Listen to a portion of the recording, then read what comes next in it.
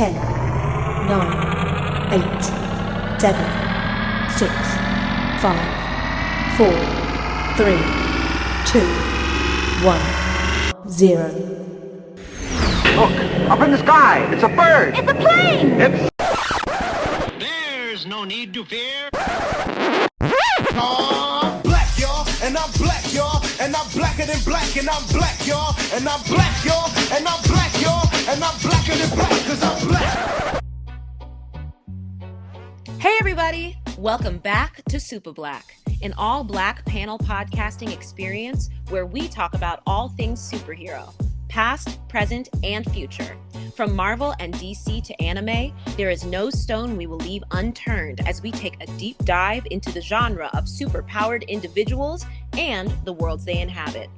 I am your friendly neighborhood host, Zuri Washington. I use she, her pronouns, and you can follow me on IG at Zuri with a fringe on top. That's Zuri with a Z, not Suri with an S. I'll leave it to the rest of today's super panel to introduce themselves. Take it away. All right, good morning, everybody. You got Richard Harden. My pronouns are he, him. My stuff is his. And you can find me on Instagram at Richard Harden, usually talking about the ultimate superpower of money. So, or becoming a superhero yourself. Looking forward to joining you. Hi, I'm Rolls Andre, comic book fan, classical actor. With great power comes great line. You can find me on IG at Rollsie, Rollsie. And thank you for having me. I'm still recovering from rolls. Hi, everybody. My name is Jamal James. You can follow me at Jamal James on Instagram or Black Boy Jedi Magic on TikTok. I am an actor and overall comic book geek and nerd about all things superhero. Great to get this started today. Let's go. My name is Michael Andreas. I am joining you from the bowels of the Kennedy Center. My pronouns are he, him, his. You can find me at Michael_Andreas on IG, Twitter, and on Facebook. And don't forget to follow the podcast at Super Black Podcast on IG, or you can follow us on Twitter at Super Podcast. But now that we are all assembled, let's get started. So today's topic of conversation is going to be trilogies, and that's a broad subject. We're going to talk about trilogies as a function, as a device to tell a story, but we're also going to talk about our favorite trilogies or some of our not so favorite trilogies. Spider-Man 3 comes to mind. So is that favorite or not so favorite? not so favorite. Ruined the entire thing for me personally. But yeah, so what I really like about trilogies as a device, and I don't know if that's played out or not in 2021 because it's been overused over the last 2 decades or more. But what I like about it is that it feels very Shakespearean. And we had an interview with Ian Quinlan, and he talked about superhero worlds and how they feel very Shakespearean. And I would totally agree with him. And so you have, it's kind of like Henry the Fourth Part 1 and Henry the Fourth Part 2, and then it just feels like an epic, and that kind of format lends itself to it. But when people drop the bag in the last quarter, and you're like, no, why did we do this? We were so close. We almost did it. Or for Amazing Spider-Man, they dropped it on the second one, and we were like, oh well, it was over before it began. So yeah, what do y'all think? I had to learn to appreciate trilogies because my introduction to trilogies came in childhood. Yes, I was born in the late 1900s, so the first trilogy I was aware of was Star Wars. Yes. So Star Wars, the first one, awesome. I was excited. Second one, Empire Strikes Back, possibly the greatest movie in the franchise. I was quite depressed.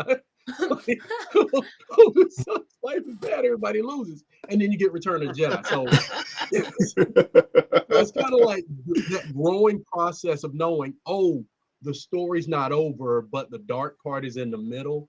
I think that's one of the reasons it was both my first encounter with a trilogy, and still to this day stands as one of the best examples for me of how that can go well. We can talk about ones that went poorly in a minute, because I also have some of those. I have to agree with Richard. It's like Star Wars was my first foray into what a trilogy is and can be done well. I still to this day love. I think it's an unpopular opinion, but I love Return of the Jedi more than Empire Strikes Back because of the way that it ends. I love the last like 30 minutes. That is gold to me for some reason. But like, there's so many trilogies that I feel like have not done that kind of thing. Like Toy Story 1, 2, and 3. I'm like, gangbusters, great. Like X-Men 1, 2, and 3. I'm like, no. Spider-Man 1, 2, and 3. I'm like, no. There's been so many ways where I'm just like, I don't understand how you dropped the ball in this way. But Spider-Man 3 is its own thing. I don't think that has anything to do with Sam Raimi or Tobey Maguire and Kirsten Dunst. I don't think it has anything to do with actors at all. I do think it has a problem to do with when productional management gets in the way of filmmakers trying to tell their own story. And I felt that way when it came to X-Men: The Last Stand, where someone was like, I'm going to shoehorn this because we need you to do that. We want you to do this. But like the director didn't sign on for it. The actors were like, why are we doing this? Like, I think there's sometimes when there's more than one cook in the kitchen, that gets in the way of telling a good trilogy. That's my honest take. Like when a trilogy just misses the ball is when there's too many cooks here. And that's why Kevin Feige is my head chef, and I am good with that. Thank you, chef. Can I say I think that the idea of the trilogy is a modern thing, because if you look at Shakespeare, his plays were like written for plays, a tetralogy. That's true. And I think that if you look at these Marvel movies, it's like a nonology. Like they've written like a whole structure, and it's like it's brilliant. Like it's like, because if you have a 3-act structure for every script, and then you have a 3-act structure for the whole structure of telling these stories, you have a nonology.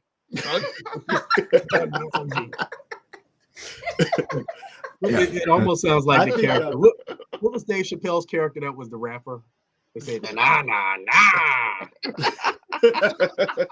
Oh, I don't know. I should know this. And I haven't watched Chappelle's show in a while. I'm just saying this. It's like this idea of the trilogy, even in the Marvel universe. What is? I'm going to ask all of y'all. What is your favorite trilogy in the Marvel universe? Well, right now, I'd say the Spider-Man No Way Home trilogy is the best three-part one for me. Wait, have we all seen Spider-Man? No, I've seen it. Yes. Wait, who has not seen it? Is it Rolls? Wait, Rolls, did you see? You saw it? I saw that. I saw it. This is the first time we've all seen it. We can talk about it. We can talk about it. Oh no, my leg fell off. I got too excited. We got too excited. I'm gonna say this is the first time. Go. I'm gonna say Spider-Man is a close second. I still think Captain America wins out, because I wouldn't say that Homecoming and Far From Home are better than the first Avenger or the Winter Soldier. That's how I feel. Winter Soldier. Yeah, Winter Soldier. Do you consider Civil War the third of the? I do. It is because it's Captain America's. It feels like such an Avengers movie to me, though. I understand, but it's a Captain America. That, but it's definitely Captain America. See, we arguing about it. It's not. That would probably be number one for me. Then, taking that into account, I would say that the Captain America trilogy is probably edges out the Spider-Man trilogy just a little bit for me. But yeah, those are my top two for sure, and they're right there with each other for me. Mm-hmm. Does it trump the story arc that ends with Endgame? I don't know if that's all. Like, if I think about how much of a worn out dish rag I was by the time I went through everybody and snapped out of the universe, coming back in on the left, and then Endgame. I would say Avengers is a tetralogy. Tetralogy? Yeah, it's a tetralogy unless you're counting. The only way I would consider it a trilogy is if you're saying that Infinity War and Endgame are like part 1, part 2, and it's they're supposed not. to be. And They are I don't not think they supposed to are. be. They're not. Yeah. No. I think that goes to the nonology. I think that's an ongoing story. That's right in there. I think Rose has hit upon the brilliance of the continuing saga, because that way that ends up with Spider-Man being a part of the story in a weird way. Right. Yeah. So you got So looping integrated trilogies in Marvel. We all saw Spider-Man. We did. Yeah. We did. Oh, we can confirm we have all seen Spider-Man. Listeners rejoice. We are finally talking about it and putting it in the conversation. Omar's not here. You can put that in the spoilers. And Jason's not if you here haven't either. seen it yet, check out. By the time this comes out, it's gonna be like summer. So if you haven't seen it by now, I'm sorry. So here we go. We're gonna argue about this. Maybe I think that killing May is lazy story writing. I think that because May has been Spider-Man's major problem for like 70 years. Like the whole, that's kind of like, and DC recently did the same thing, and they killed a major Batman character, and I was just like kind of like, I think this is like kind of lazy story writing. Like it's kind of like you know like I mean whatever, you know, I mean like it is, I can see how it fits in the pattern of what they're doing as the movies, but I was just like kind of like, yeah. Like, in what way do you consider her Spider-Man's problem? Because then I can answer why I think. Well, it's the same. Okay? So can I talk about The Walking Dead, or is that going to be spoilers too? You can talk. I will probably never finish The Walking Dead. Me neither. Okay. Yeah, I'm done with it. Yeah. So yeah. Killing Carl on The Walking Dead was kind of like, I don't give a fuck anymore, you know. And killing Aunt May, it's not the same level, but she is like, Uncle Ben died, and then like now he has to keep her alive, and that's what his whole job is, and that to me kind of bothered me. So this is why I'll say that, and then I'll let Michael speak, but this is why I'll say why it didn't bother me. One, as soon as I don't play video games these days. I'm a Nintendo girl, and if it's not on Nintendo, I don't play it. So I make my boyfriend play video games. So he played Spider-Man, and I watched it like it was a movie.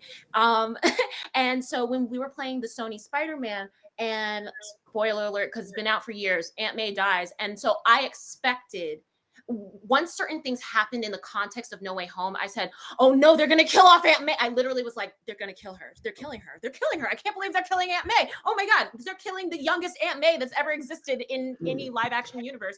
But it didn't bother me. And the reason why is because, partially because we've talked in other episodes, I don't think that this universe has an Uncle Ben. And so,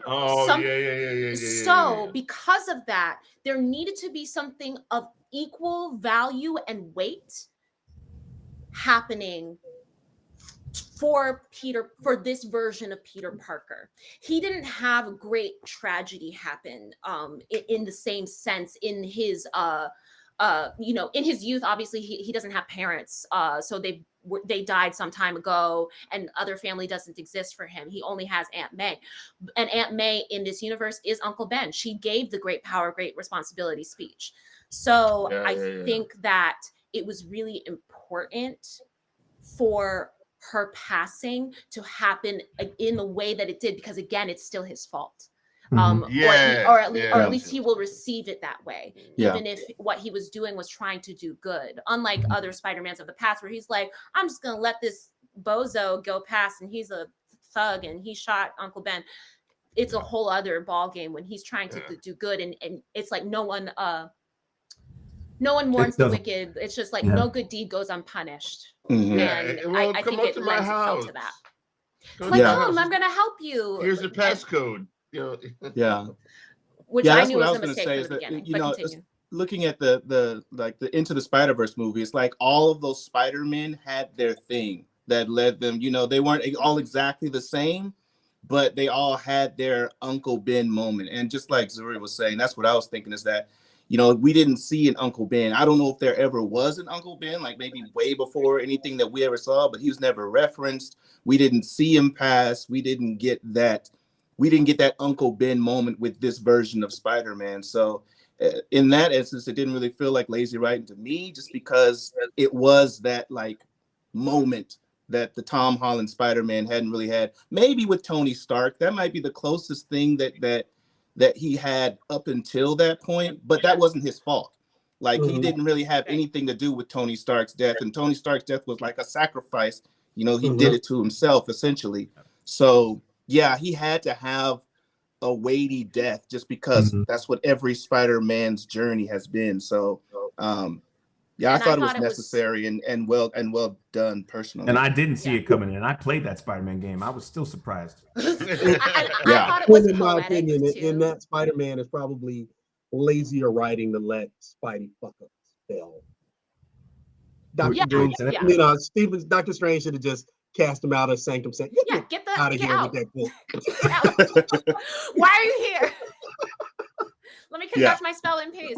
But yeah, I think that it was really poetic too for me, because I saw Green Goblin / Willem Dafoe / Norman Osborn. When he was floating on that thing, I said, they're gonna kill Aunt May the way that Norman Osborn dies in the original Spider-Man trilogy. What are we doing? This is wild. I literally was, I couldn't contain myself, and I was harshly whispering to my boyfriend. I was like, they're gonna kill her. Like, I was like, I'm gonna die right now. I think I have to leave the theater because I'm gonna explode. That's awesome. That's awesome, because they had the Garfield save. Right, and then they had Garfield save MJ. There was just so much poetic storytelling. Continuity, and shout out to Willem Dafoe, man. I was like, shout out to Willem Dafoe, hardcore. He's one of the best actors of all time. I'm still mad he's never won an Academy Award. I don't understand it. Yeah, he deserves one. He's just he's been nominated many times. I kind of love. It's a small decision, but I kind of love the decision to destroy his mask, so you could actually see his face. Yes. When he was Goblin this time, it didn't put it behind this big emotionless mask that they did in the first Spider-Man movie. You actually got to see his facial expression, because he's such an expressive guy, and so getting to see that was also I thought a really good choice. I thought for a second that they were gonna. Sorry. He felt like Gollum. I was watching Lord of the Rings recently again, and the performance felt very Andy Serkis and like Gollum because it was like Smeagol versus Gollum, Norman Osborn versus Goblin, and trying to overcome that. But anyway, continue, Jamal. No, I literally, this is probably this like the nerd in me geeking out when I saw that. I literally thought that they were going to go the route of Amazing Spider-Man 2, but him actually finishing the serum that Harry actually took, because he's got like the science for it. Like his brain would figure it out. I thought they were going to go like where he shoots him, and there's an Ultimate Spider-Man arc where he becomes like an actual goblin, and I thought they were gonna like do some like prosthetic thing for Willem Dafoe once he breaks his mask. So I would have been like cool with, but like I like the fact that I got to see his face a little bit more. I missed the mask, but I also didn't, because I was like, Willem Dafoe is just doing great work. Period. I just need more Willem Dafoe. I need more Green Goblin in my life when it comes to Spider-Man. You know? Yeah, but in terms of Marvel trilogies, I'm definitely going to say Cap. And I think this recent Spider-Man trilogy, it's great. Like I was thoroughly entertained. Many things happened, yada, yada, yada. But I think that what it was about Cap for me, I was not a big Cap fan. Like I didn't watch the first Avenger when it first came out. I was like, like Captain America, like Superman, for me, I was not interested in those two as superheroes. I was not about the truth, justice, and the American way bullshit. I was like, I need a different hero in my life. And so how do you really feel, Zuri? How do you really feel? If you don't like how I feel, you can at me at Zuri with the French on top, and you can talk about it there. But what I really wound up enjoying about the whole franchise is that I think I also was so caught up in Chris Evans as Johnny Storm that I was like, you're Captain America now? I don't understand what's happening. I was. I was but right what I liked about him eventually is that he just did a really great job, and kind of the innocence of Steve Rogers, but the determination and the dark, there's still a darkness to Captain America that I think in like golden age comic books and up until maybe I don't know when this transformation started, but maybe in the 70s, 80s, I'm not really sure, but whenever it started to get a little more real and we really started to talk about like real issues and real American issues, that's the kind of Captain America that I'm invested in, and the conversation that was had in Falcon and Winter Soldier. And I think that Winter Soldier was what got me. Winter Soldier got me, and I was like, okay, I see you. Let me go back and watch this Captain America. And I said, okay, this is good. This trajectory is great. And I think Civil War, though it was very big for a Captain America movie, I still think the focus was the relationship between Bucky and Steve, and how that shaped the events going forward and shaped Wakanda, or the King of Wakanda's demise, T'Chaka's demise, and all that other stuff. So I think that is my favorite Marvel specific trilogy. I think it's the most. Speaking of this, though, Zuri, I mean, you had something you said a few minutes back that really expanded this greatest trilogy thing. You talked about Smeagol and Lord of the Rings. I think that's in the top 5. Like, it's not Marvel, but that was so well done that we'd be remiss if we talked about trilogies. I mean, are they superheroes? Does it make bring them superheroes? They are not superheroes, but we can talk about them because I will always talk about Lord of the Rings. But but they're not superheroes because in this world, in worlds with magic as the foundation of everything, they're not superheroes. Harry Potter's the same.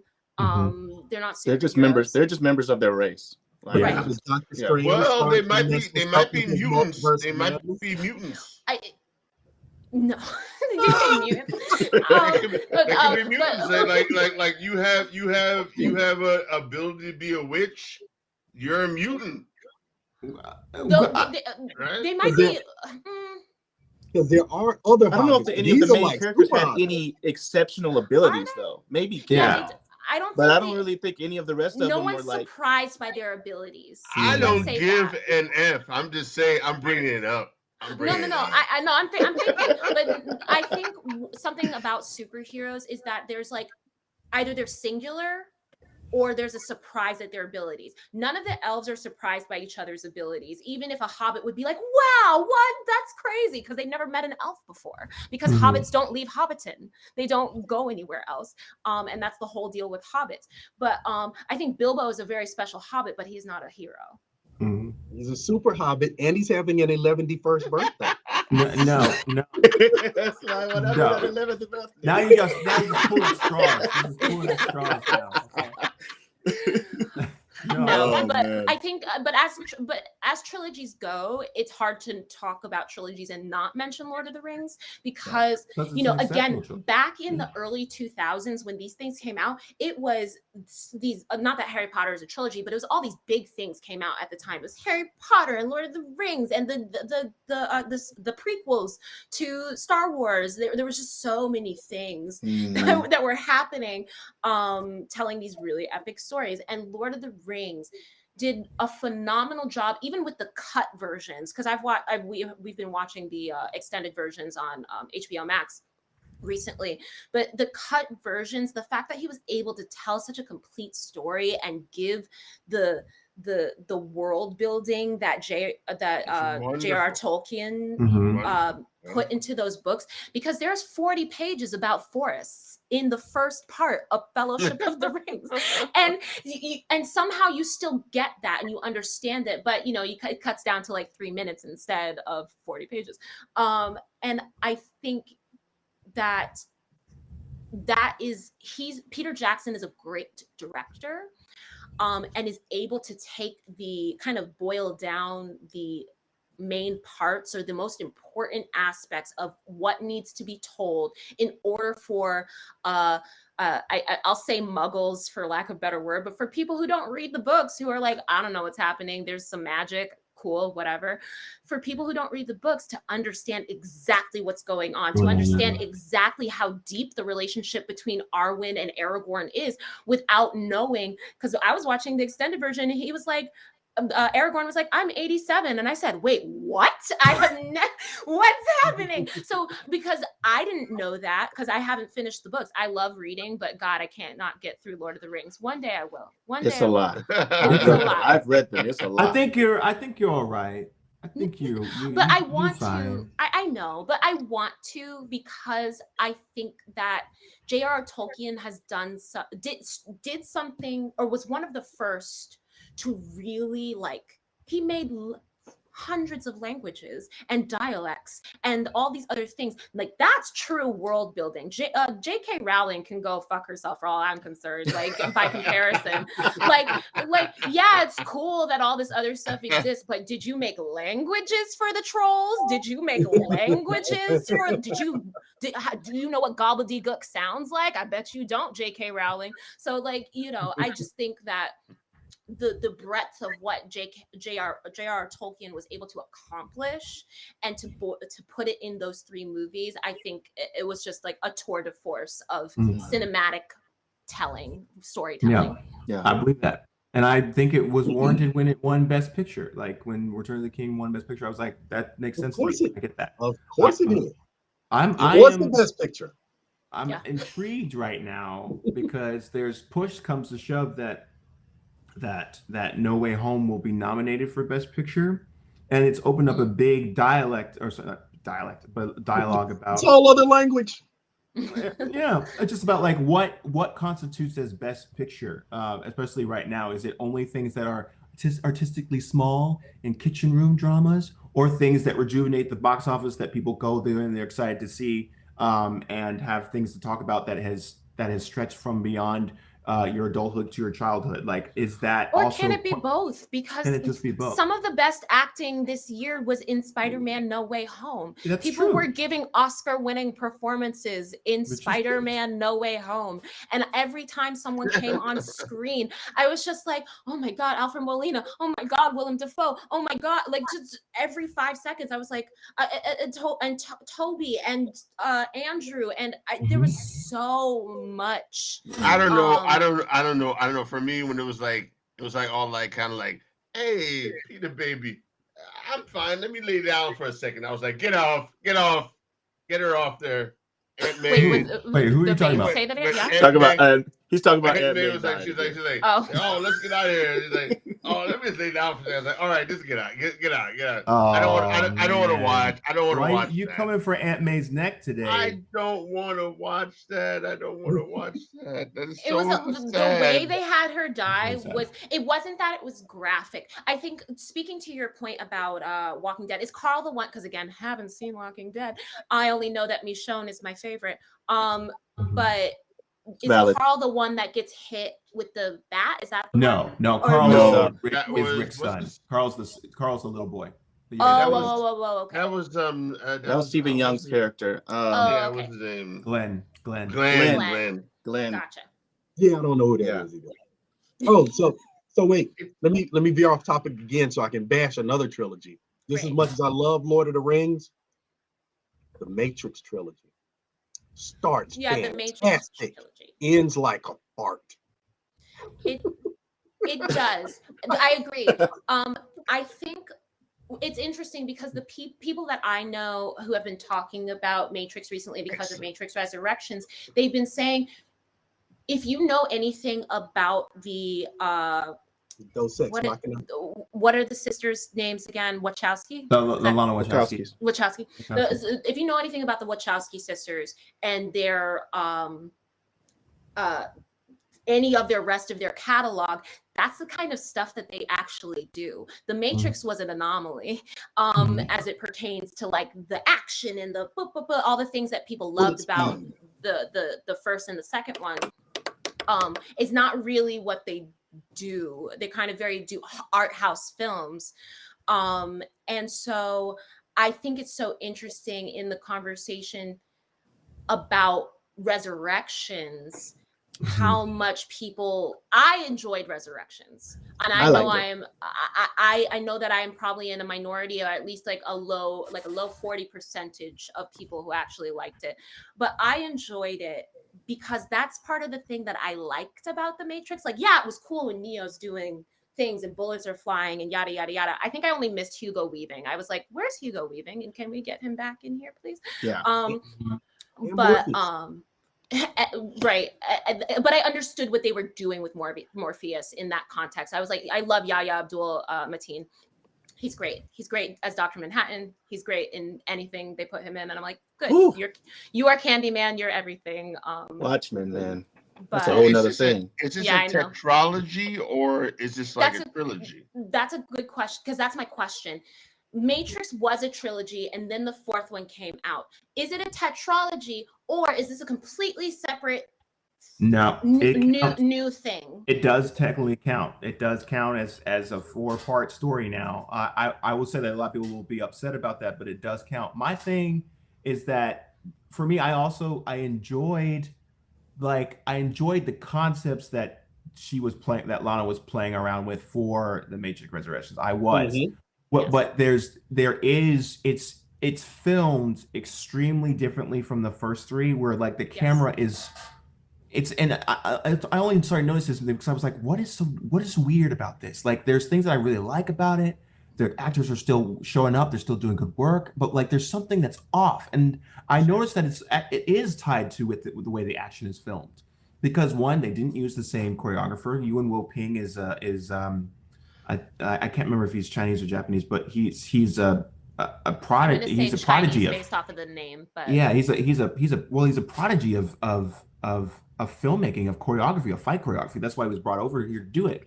But the fact that they didn't use him for these fights is telling for me. But also the camera is exceedingly close. When like if you look at those first films, it's backed up. It allows you to see the actors working for that choreography. It allows you to see that flow. The closest that they get to it is where Morpheus and Neo sort of kind of fight. But like everything else is really close up. And there's also a lot of retread when the fight happens. Like the Smith Neo fight is also like, it's not as special. It doesn't treat it as special. And that's what I think takes away the magic that people really love about those first films. And for however anyone feels about these films, I will say that this Matrix trilogy or tetralogy is much better than The Hobbit and the Hobbit movies. I'll tell you that right now. I don't know if I fully agree. I think I missed the last one, honestly, and I don't know how I did. You don't need to. Maybe I was. You don't need to see it. No, I'm going to see it. Don't worry about it. But I don't know if I fully agree. And I know that I always bring up my boyfriend in this context because he is a Lord of the Rings. Like, he has read all of the Lord of the Rings and he has seen the movies many times. They're like his comfort film, so he'll watch them if he's like sad or bored or whatever.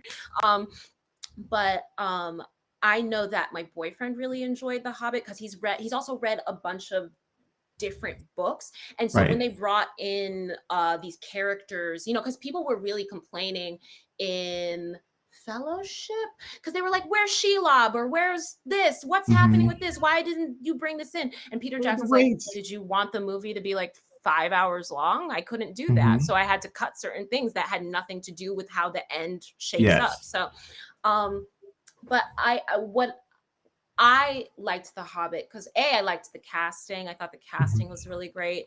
And what's his name that plays Thorin Oakenshield was one of the main reasons that I watched the Hobbit trilogy to begin with. And also I love Benedict Cumberbatch, and Smaug is a dragon, and there. Yes, no, I'm not saying like I love the Hobbit. I love the first film. I have a problem with it, and the thing is that I feel like that's where Peter Jackson could have just said like, you know what, let's just more, because like the Lord of the Rings is 3 400-page books made into 3 3-hour films. I get that. The Hobbit is a 300-page book made into 3 3-hour films. I'm like, I don't need all this other stuff. Like what like so I guess it's my brain is just thinking like I could have used less is more. I think that there was a lot of padding in those 2 sequels for me that I'm just like, I don't need. I think you're trying to overly justify time being spent in this world, which I'm okay, but I'm like, I didn't need all of that. I didn't need all of it. But do we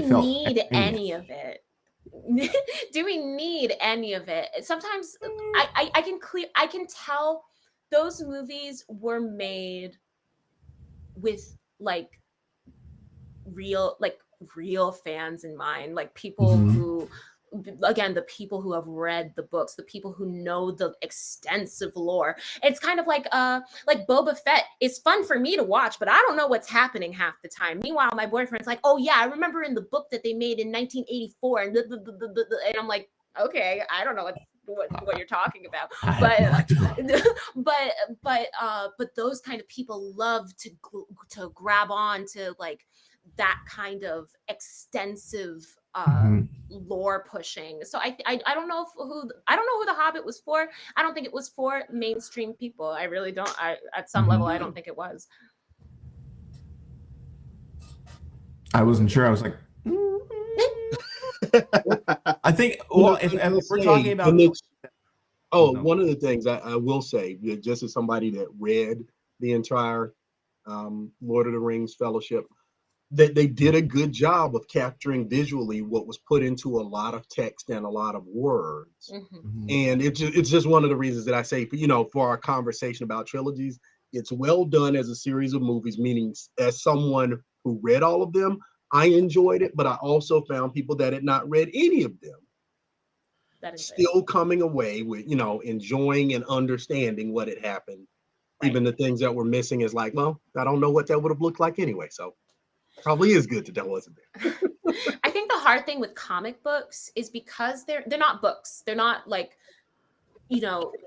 dense, many pages of like description about like how Captain America's suit fit his body, but like, and how like all these things that usually you find in Lord of the Rings. But like, it's just, I think that with comic books, sometimes it can be harder especially if you're not like a true fan, which is why I always rag on Zack Snyder, because I think he's a fan, but I don't think he's like respectful of the original source material. No. And I can tell that based off of the specific choices that he tends to make in the making of anything from 300 to Watchmen to what's the recent one? Oh, Batman vs Superman and DCEU. Yeah, he likes deconstruction. That's what he likes to do. He likes deconstructing superheroes, and I'm just like, or deconstructing any work that he's doing. I'm just like, I get that you like that, but that's not what's needed for this character.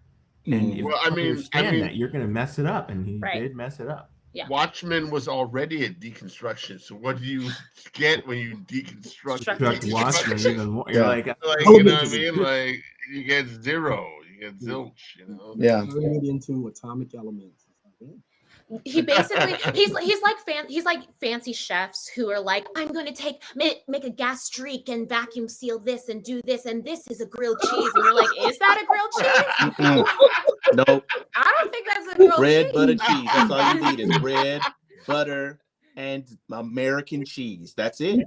Right, and maybe occasionally some tomato soup, but I don't need you to go so far. Like, what a gas streak. A gas streak. I think that is what it is. He goes too far, and then you lose the essence of who the characters are. Yeah, and they kind of all get muddled into each other when they are all distinct individuals. They all have distinct issues. They all have distinct backgrounds and stories and yada yada yada. All the characters end up sounding or feeling the same tonally, which oh, go ahead. Which is why I think I always keep saying I don't know why they don't bring Bruce Timm to come fix the universe for them, because that man understands the DC universe like it's the back of his head, and he's never seen the back of his head, but he knows what that's supposed to feel like. He knows what it feels like. He's like, okay, so we're going to do this, that, and the other, to the point where he's created so many characters and put them into the canon that are like some of my favorite characters of all time. I love Baby Doll. I love Harley Quinn. We wouldn't have so many things today without Harley Quinn's existence and Arlene Sorkin. Arlene Sorkin's likeness, because she looks like Arlene Sorkin. But yeah. Oh wait, so Zuri, does that mean in your ranking of the hierarchy of trilogies that the Rush trilogy of Wonder Woman, Batman, Superman, Batman versus Superman, and Justice League, I guess that's a tetralogy, isn't it? Did you say 4 or 5 movies? Or is that a nonology? Are we in a miniology? It's like a 5-ology. Like it's not good. Quintology. I'm like, I don't even know if Wonder Woman fits technically with those other. Yeah, I'm not sure because that was movies. Not the 1984 Wonder Woman. They just introduced her no, we're not talking about that. So that she could show up and help Batman and Superman not kill each other. No. DC has no idea. DC has no idea what they're doing. They have no idea what they're doing. They have no idea. There's no construction. There's no plan. There's no plan. It's just how do we make money and when do we make money and who are we casting in order to make money. And this is why I always, like I said at the beginning, and I'll say it again, Kevin Feige is my head chef. He knows what ingredients are supposed to go in. He knows when they're supposed to go in. And for the most part, because sometimes there's some hits and some misses, as with any recipe, because he's testing out the waters. But for the most part, he knows these characters, and I can feel it, and he knows who to hire in order to bring out the best in these characters. And that's really what it comes down to at the end of the day, because whoever I'm concerned about Patty Jenkins directing anything in Star Wars. She's supposed to direct I forget Rogue Squadron. Rogue Squadron. And I was like, no, forget about it. Please no. But it's really clear, like Taika Waititi understands the form enough to play against the form and to play with it. You need someone who is able to do both. Jon Favreau is able to be like, he knows probably the most about, him and Dave Filoni combined know the most about Star Wars of any human being on the planet. And that is why from Clone Wars on, the cartoon, from Clone Wars on, they have been able to create such a rich history that has now given us The Mandalorian, that has given us the Book of Boba Fett and all these new live action additions, and Ahsoka's coming out and all this other stuff. And Rosario Dawson is a huge Star Wars nerd. So I'm sure she's going to have tons of conversations with writing team about what makes sense for Ahsoka Tano to do in the context of her story. And that's going to be really great to watch as well. So again, you can be a nerd about it, but you have to be a smart nerd about it. And I think that Zack Snyder works hard and not smart to tell the stories that he tells. That's true, yeah. Was that a double positive? You got to be a smart nerd? Yeah. That's a double affirmative. It's the inverse when of you a bring double up Kevin negative. Feige, I just think Kevin Feige allows they've been around for 60, 70 years, these characters. I think there's something that happens when people like get into movies or they get into making these characters work, that they're like, oh, we got to change this, we got to change this. And they don't believe that the character is just fine existing on their own. Right. Yeah. And I think Kevin Feige is like, why don't we just present what already works? Like, I don't need to change so much about Thor. We can just have the science is magic conversation. Cool, great. But I don't need to change his costume. I don't need to darken it. I don't need to I don't need to change the world.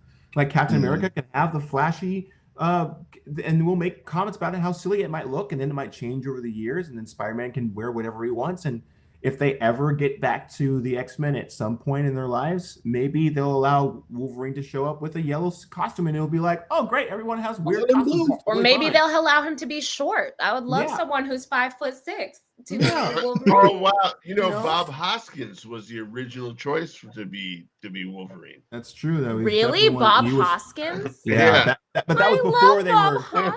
That was before, way back. That was before. Way back in the day. When they were trying to do it earlier. They were trying to do it earlier. That would have to be like pre Who Framed Roger Rabbit, right? Yeah, I mean, I think Harvey Keitel would have been a good Logan way back in the day. Sure. Sure. Yeah. But yeah, I think go. I think we would be remiss if we talk about trilogies and don't talk about the Dark Knight trilogy. Of course. Batman Begins, Batman. The Dark Knight Rises. But talk about fumbling the bag. Like, I just like Dark Knight. The Batman Begins. I was like, cool, but also I was like, whoa, we're having like Ra's al Ghul very early. I don't know what's happening. Okay, cool. Ra's person, and then Dark Knight was just like, I think Dark Knight elevated the entire rest of the movies. Period. Like, if not for that movie and for Heath Ledger's both his performance and his death, those movies would be kind of like, okay, they'd be good, but like the only true classic of the three of them.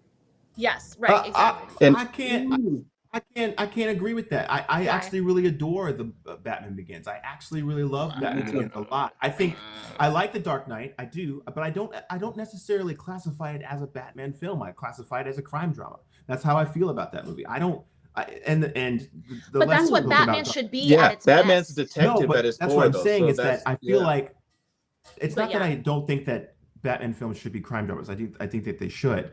But what I mean is that I felt like that movie was about everybody else except Batman. And the reason why I'm excited about the Batman with Robert Pattinson is because I think Batman is just as interesting a character. And I didn't really feel that way when I watched The Dark Knight. I feel like The Dark Knight is a testament about, like, you know, challenging the main character, making him rethink his ways. Cool. But like, I get more insight about the Joker and Harvey Dent and Rachel and everybody else except Bruce. Bruce is spending so much time reacting to things that I don't actually get choices about him trying to like take control. And I get that might be the point, but like, I don't, when I'm talking about strength of like what I treasure when I watch a trilogy, or when I treasure when I watch a character, like there's something about Batman Begins to me that feels extremely solidified that I do not get with Batman in The Dark Knight Rises or The Dark Knight. The Dark Knight is about the Joker, and that's pretty much it for me. I would have been. Are you fucking kidding me? Very. I would have been very interested to see. Are you kidding me? Hold on a second. Michael, go. I would have been very interested to see what direction they would have gone had Heath Ledger not passed away. Like, I would have been real interested to see like what journey they took that Batman and that Robin on. I mean, that Batman and that Joker on. Had Heath Ledger not passed away, and there's no way you can recast him. So you just kind of had to end something that really, I think, could have taken off even more in the third film. So I think I'm a big fan of planned trilogies, like trilogies that like have an arc in the beginning and you know where it's gonna go. I'm not a real big fan of just figuring it out. You know, you have a good movie that comes out, it's like, oh, let's make two more, and it's like, it doesn't make any sense. I feel like that's what happened with The Matrix. I feel like that movie ended up being way bigger than they ever anticipated it being, 100%. and so they were like, let's figure out how to do two more of these, I guess. 100%. I 100% so I'm really interested to see like what the Dark Knight Rises could have been if you could have still included Joker and maybe even expanded more on Batman's, because like I agree with Jamal, they spent a lot of time building Joker's character and his world and you know, Harvey Dent and all that. So I would have been really interested to see, like, now that you built this, where do you go? How do you bring Batman into this thing, this psychosis that you created?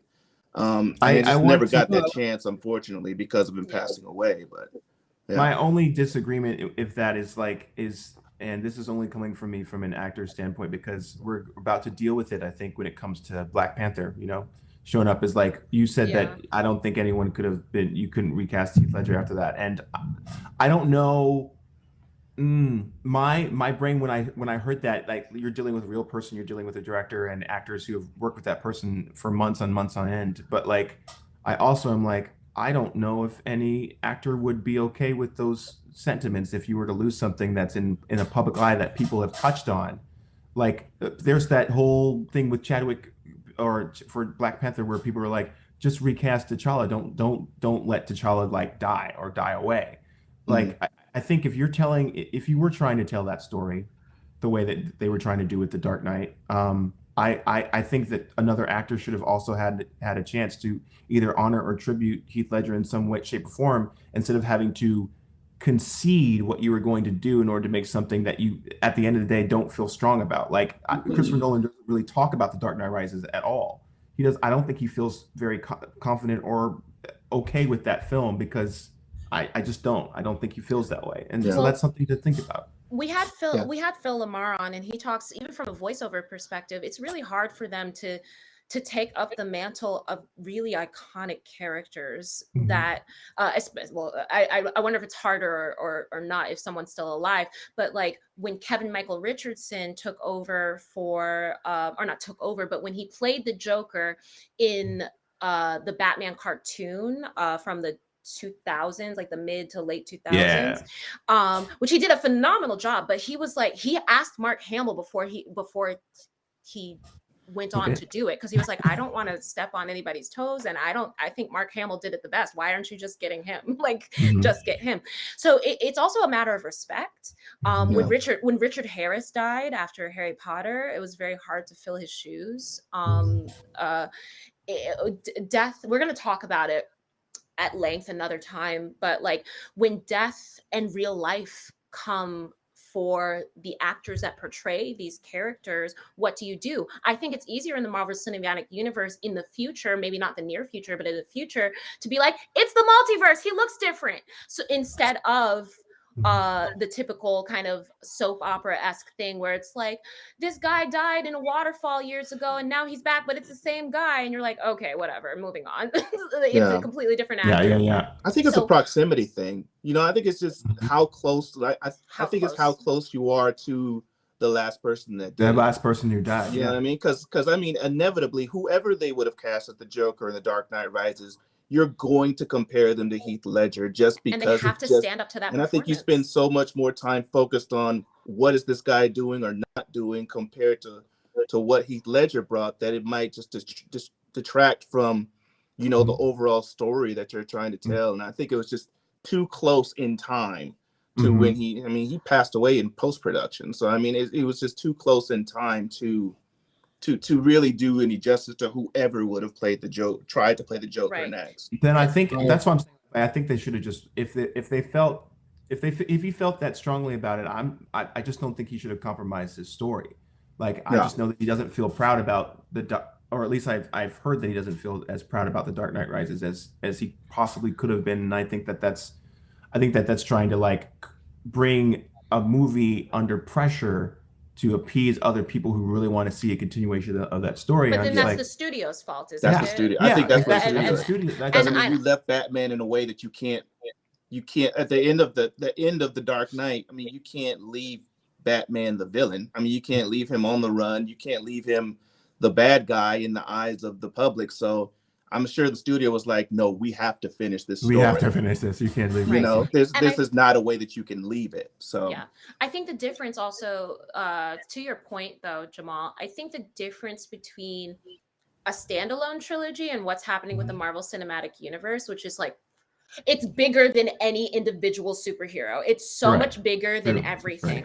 And I don't think they will fully ever get rid of T'Challa. I do not think that that's possible. He, as other people have said in the past, and again, we will talk specifically about Chadwick's passing in the future, but I think that it's impossible to get rid of him. He currently leads the Avengers, and he's been one of the most successful leaders of the Avengers in contemporary in the comic books. And so I think that they will find a way to bring him back. It just will not be a direct replacement, because I think it's not clear cut. Like, it's very 50-50. People are like, don't do it, and there are people who are like, do it. His brother came out like, I think a week and a half ago. I know, my brother sent it to me. I was like, oh, you're starting something. But also, I'm very sorry for his brother's loss, but I don't care, because, and I'll say, and I say this with great love and respect for him, unless Chadwick himself, before he passed, said, yeah, if I died, I'd want them to replace me because I think the character is more important than yada, yada, yada, then I would understand. But Chadwick didn't say anything, and he passed, and he's gone. And he knew he was dying, and he didn't tell anybody. So, like, I, as far as I remember, Ryan Coogler didn't know. Like, there's so many people that did not know. And I'm sure Ryan Coogler had to, because he was in the middle of writing a script. Right. You know, and they had to start production. I can't remember when they started production, probably in the fall of this year, of 2021.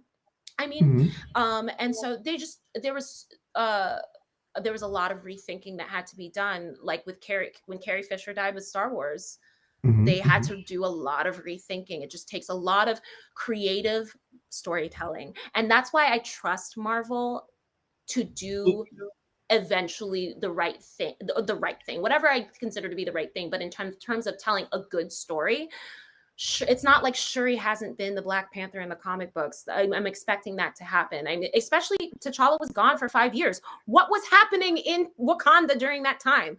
I have no idea what Wakanda Forever is about, or what time period it is taking place in. I don't know if it's going to be during the events of Falcon and Winter Soldier, where we see the Dora Milaje. I don't know. Who knows what's going to be happening? So there's. Yeah. It's definitely a genre advantage that comic book artists have. Yes. Is ink never dies, where actors do. So you can always draw Peter Parker again. Can't bring back Chadwick. You know what? I don't know when you're going to wrap us, Zuri, but I just realized we left out the original Super Black trilogy. Blade. Oh yeah. I'll give us 10 more minutes. Man, we were good. That played for 1 and 2, and then that Trinity came out. that three-peat, man. You got snake bit. Which, by the way, was super entertaining, but God knows what was happening in the context. Daywalkers, everybody can make what? No. No, I'm really interested to see where they go with how Mahershala brings Blade to life. He is so good. I'm gonna scream. I screamed during spoiler alert, but like if you haven't seen the Eternals, sorry, but I screamed because I said, is that Mahershala's voice? He's not even on screen, and I knew his voice, and I was like, guys, that's Blade's voice. That's Blade's voice. Blade is here. He's speaking to me. And he said he was nervous about just recording that line. Like, so you know the care that he's gonna put into building this character and making it something that we all love and remember. Like, if he's putting that much weight on one off-screen line, God, what is he gonna do with this character, man? It's gonna be crazy. It's gonna be incredible. It's gonna be incredible. All of the fan mock-up art of him in costume is so good, and I'm just gonna scream like the entire movie, but try to keep it inside. But I'm gonna scream. It's gonna be so good. I can't wait. I told my agent like a year ago, I was like, listen, I don't know what you have to do to get me to be the mom in Blade, but I really want to be the mom. Can someone just make that happen? Because I just want to be Tiana Paris and be surprised that I'm secretly in a Marvel project. And be like, I auditioned for something, but I didn't know what it was, and now I'm Monica Rambeau. What? Ugh. God. Yes. Anyway, my dream. But yeah, I think without the original Blade trilogy and the success that found, we would not have so much of what we have today across the board when it pertains to comic book, real life comic book adaptations, but especially with the Marvel Cinematic Universe. Like, you know, they were able to take that money and do something with it and give us what we have today. And I am forever grateful to Wesley Snipes, and I'm sorry that he had to go to jail. And I'm sorry that the government he's on a doesn't comeback though. I know he's on a comeback. I'm very happy that I see him everywhere. Didn't he do a Kevin Hart movie on Netflix? Yeah, he's on that. Yes, the series, the true story thing. It's kind of it's intense. It was the best part in Coming to America too. Yeah, he was so funny in Dolomite. Dolomite is my name. Oh my God, he was hilarious in that movie. He stole it from me. And I think what Wesley Snipes brought to the original Blade trilogy, which is why people love it so much, I always think of Spawn when I think of the original Blade trilogy for some reason, just because like the depth and the darkness of the universes feel like in a very similar vein. And of course you have Michael J. White, who's phenomenal, and I need to rewatch Spawn because I haven't seen it in so long. But I think Wesley Snipes cares a lot about Blade, and you can tell based off of the interviews that he's done in the past, and just when he walks on his screen, the work that he did was just, he brought so much weight to what can be super vampires can be super campy, and they are super campy, and yet whoever played what's the father's name, or the father figure, my brain's not remembering. Whistler. Rip Torn? No, Chris Christopherson. Is that the actor's name? I think so. That's right. Okay. Chris Christopherson. Yeah. There's just the relationships in that were what mattered, but it was just heightened by the vampire background. And I think that what Marvel has done well over the years is focus in on these relationships and make them the crux of how their characters flourish, function, or fail in the long run. So I just think they do a great job. And meanwhile, DC's like, bombs, boom.